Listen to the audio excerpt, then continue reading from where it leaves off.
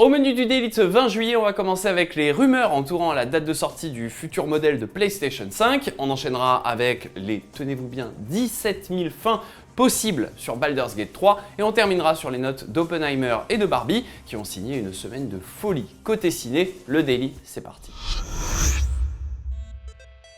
On en sait plus sur la PlayStation 5 Slim, comme on l'appelle souvent, à tort d'ailleurs, puisque si les calculs sont exacts, elle ne fera que remplacer la PlayStation 5 déjà dispo et ne sera en aucun cas une version alternative plus fine. Ce modèle, ça fait déjà un bail qu'on vous en parle et c'est Tom Henderson, insider réputé, qui avait vendu la mèche il y a déjà de très nombreux mois. Sauf que voilà, visiblement les plans sont pour 2023, genre fin 2023, un nouveau modèle de PlayStation 5 viendrait remplacer l'existant modèle. Il y a tout juste 2 semaines, dans le cadre du rachat d'ABK par Xbox, la branche gaming de Microsoft a dit qu'au vu des infos qui se murmurent un peu partout, PlayStation lancera prochainement un nouveau modèle de sa console. Il n'en fallait pas moins pour mettre un coup de pied à la fourmilière et Tom Henderson revient donc à la charge cette semaine avec ce tweet. Je ne sais rien des récentes rumeurs autour de la PlayStation Slim et de son reveal.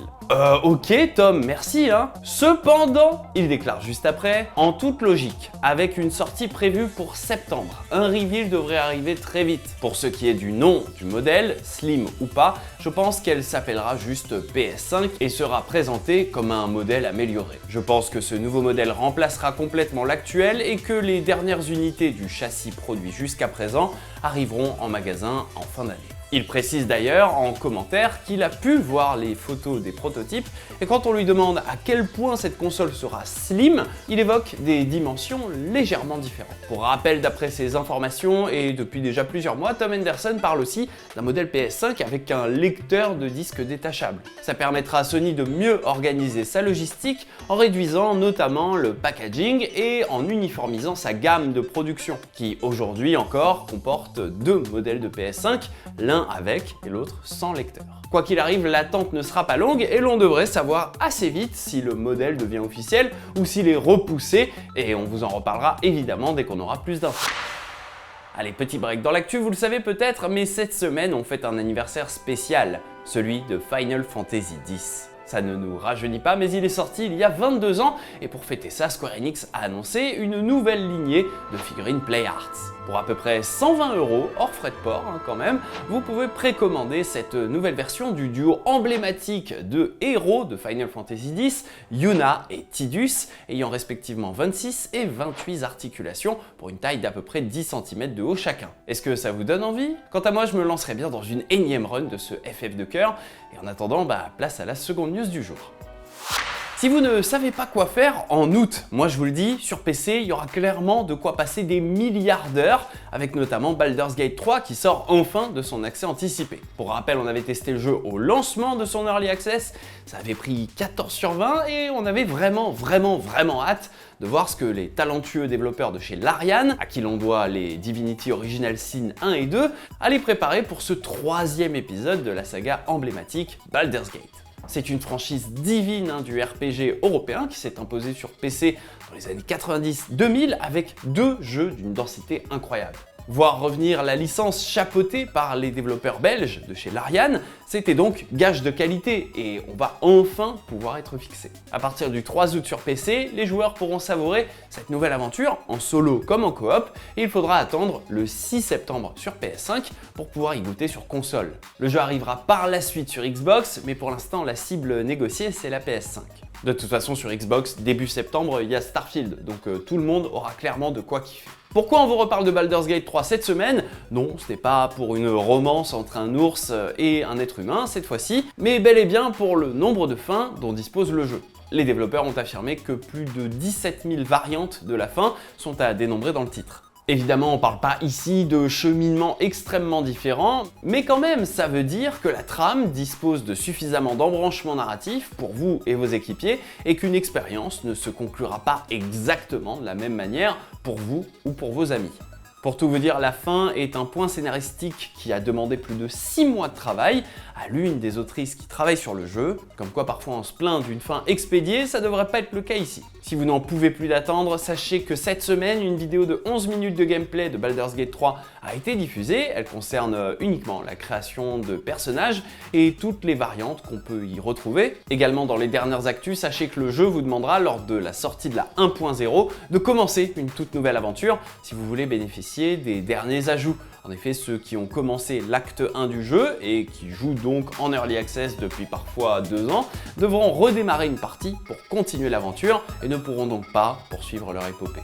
C'est assez logique dans ce genre de configuration avec une Early Access et une sortie finale, mais on préfère quand même prévenir. Par ailleurs, et ici l'info vient du journaliste Jason Schreier, visiblement les développeurs comptent peaufiner leur version jusqu'au tout dernier moment. Et d'après le journaliste, ils enverront les clés d'accès aux médias seulement 6 jours avant la sortie du jeu. Et comme il s'agit d'un jeu très long, ne vous attendez pas à voir arriver des tests hyper complets couvrant tout le jeu avant la sortie.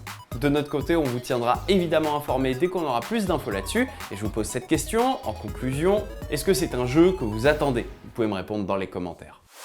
Allez, on prend un peu de hauteur en guise de pause dans nos news du jour. Vous reconnaissez ça? C'est évidemment la zone de départ de Tears of the Kingdom, les îles célestes, mais intégralement recréées dans Minecraft. C'est le youtubeur nommé Gredzy qui s'y est attelé et franchement, le taf est assez ouf. Alors forcément, il a utilisé pas mal d'outils, notamment pour copier et coller des bâtiments ou structures, des choses qu'il avait déjà créées sur la map et qu'il a la flemme de refaire intégralement. Mais comme on peut le voir sur sa vidéo complète de 26 minutes, il y a quand même un taf de fou. Il a réalisé la map au sol et la map céleste, et il a même fait l'intérieur de l'immense temple qui vient terminer le tuto du jeu. Les plans en caméra assistée sont vraiment super chouettes, et sachez qu'il ne compte pas s'arrêter là. Et il a déjà déclaré vouloir continuer à mapper la map de Tears of the Kingdom dans Minecraft, puisque cette vidéo de 26 minutes ne concerne que la zone de départ.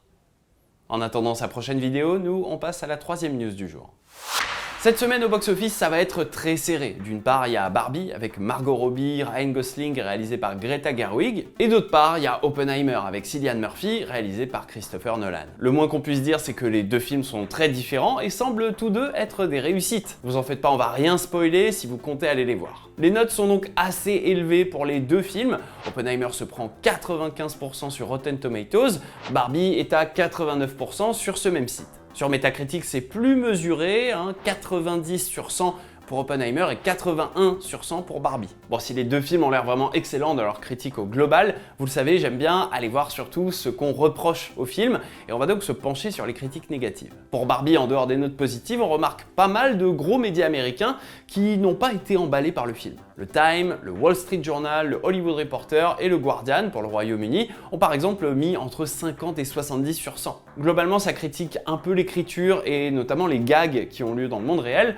le fait qu'on adore les passages qui se déroulent dans Barbie Land, dans le monde des jouets, qui sont hyper réussis, surtout visuellement parlant, mais qu'on aurait aimé voir plus souvent. La pire note du film, c'est 25% donnée par le New York Post, et je vous lis sa conclusion. Ce que Barbie réussit à faire, c'est d'être un film vide, conçu pour la génération des réseaux sociaux, pour qui le plus important, c'est de se prendre en photo devant l'affiche. Bon, rassurez-vous, en dehors de ces avis-là, le film obtient de très bonnes notes et une très bonne réception critique. Je me suis concentré évidemment sur les critiques négatives. Et on va faire la même avec Oppenheimer, toujours sans spoiler.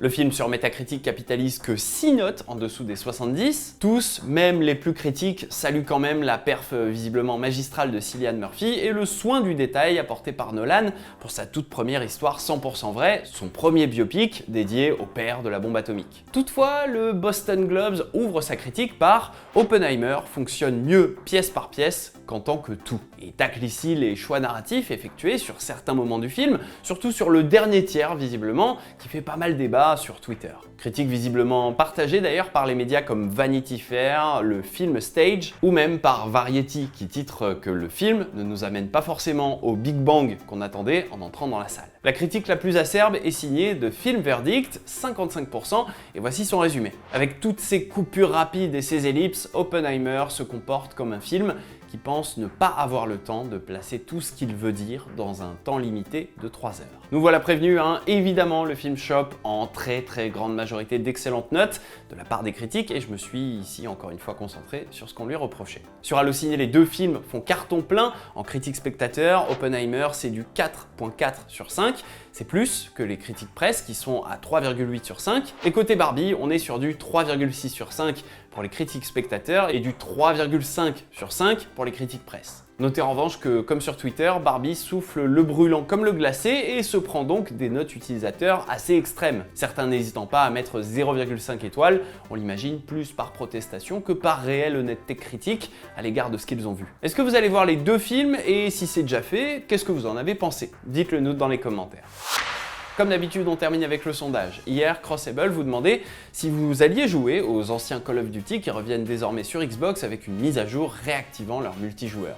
25% sont emballés par cette idée, 9% des votants attendent surtout le prochain jeu, 3% vont rester sur Warzone et 64% des votants ne sont pas équipés de Xbox pour en profiter, c'est dommage. Aujourd'hui, nouveau daily, nouveau sondage et je vous pose une petite question. Entre Barbie et Oppenheimer, vous êtes plutôt... Vous pouvez me répondre Barbie, Oppenheimer, les deux, aucun des deux. Répondez dans la section communauté de la chaîne YouTube JV. Le daily c'est fini, rendez-vous demain.